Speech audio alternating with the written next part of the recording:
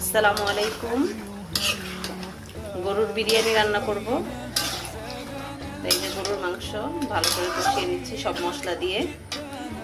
এখানে আলু ভেজে নিয়েছি, বেরেস্তা করে নিয়েছি।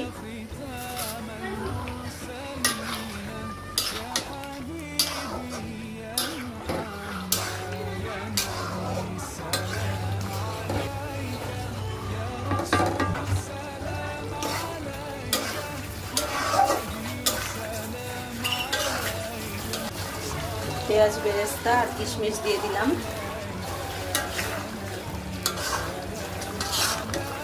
এখন মাংস উঠিয়ে রাখবো আর এই ঝোলের ভিতর দিয়ে দিব হচ্ছে পোলাও চাল।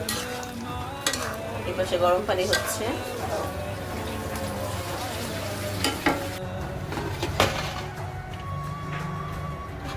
বিরিয়ানি রেডি।